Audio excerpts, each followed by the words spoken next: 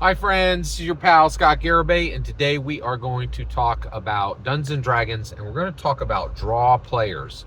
All right, and we're going to talk about Netflix brand new 2025 Black Rabbit with Jude Law and, more importantly, Jason Bateman.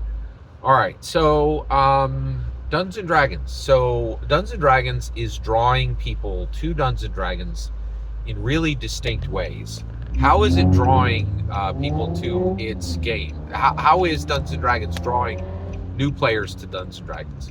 So one, it puts up product every 3 months reliably on the shelf, right? That's one way.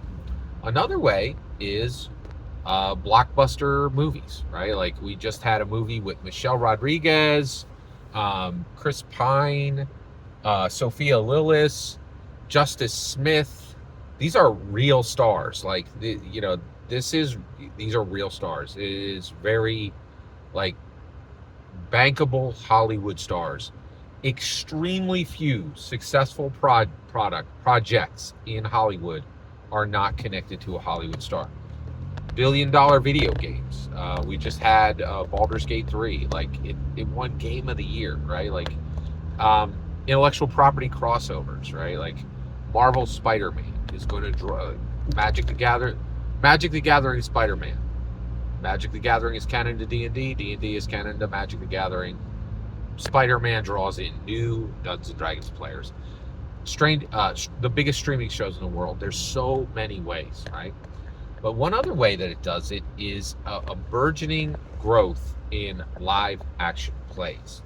And what's really interesting is Hollywood has shown a path to how people will be drawn to engage with intellectual properties. And one of those ways is bankable stars, bankable actors, okay? And one of the most bankable actors today is Jason Bateman. Since Ozark, I don't care what he's in. It drops on any streaming service I have, I will hit play. And frankly, if it drops on a streaming service that I don't have, I will see if there's a deal for me to get that streaming service for 7 days or 1 month, right?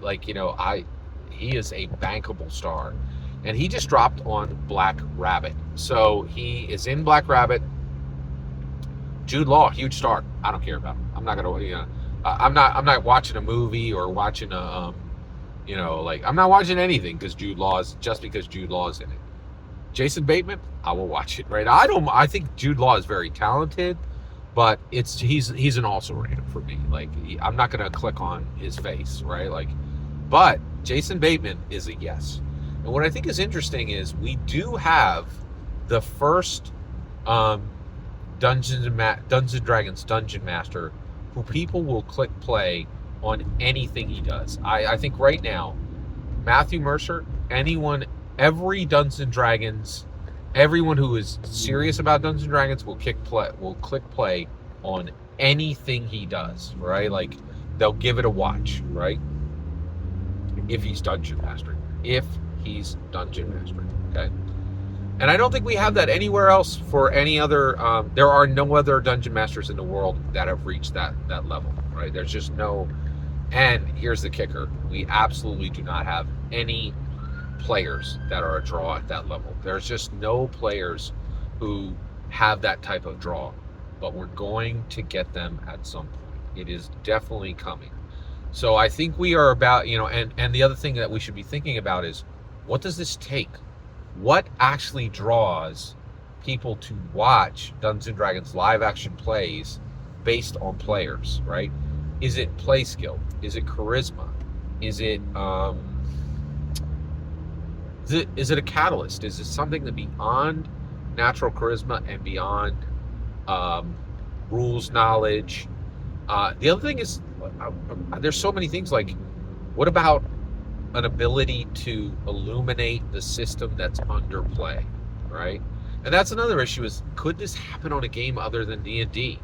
It's possible that a player could arise who's so popular, right, that they could actually draw people to a game that was not Dungeons and Dragons, right? And I think that's proven by Jason Bateman, right?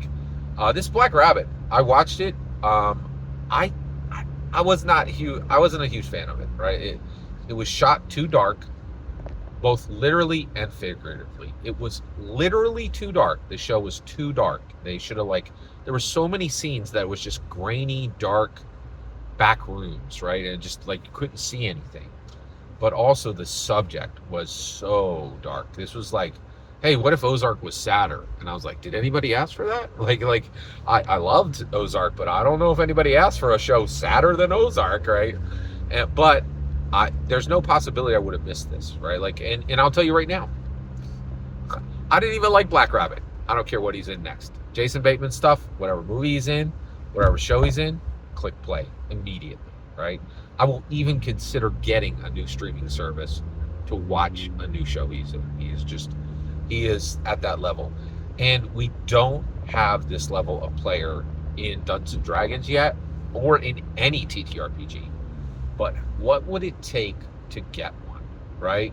And so I do think there's this huge opportunity. And it's really big right now, because as big as Dungeons and Dragons is right now, you're about to see Nitrous hit on that run. Dungeons and Dragons is at speed. It's doing 100 miles an hour down the straight right now, but you're about to see the Nitrous struck, right? Stranger Things season 5 is about to blast off D&D. That means there could be a market for one of these incredibly talented draw players. We don't have one yet, but I think we should start thinking about what this person will actually look like. What are the criteria that will get somebody here? And smart live action plays will start to think about what it takes to get a player who is actually a draw, the way Jason Bateman is for stream. Every single word you just heard in this video is my humble opinion. The important part is when I get to hear your humble opinion. When you get in the comments and send your traffic. Please consider liking and subscribing, and have a fetch millennium.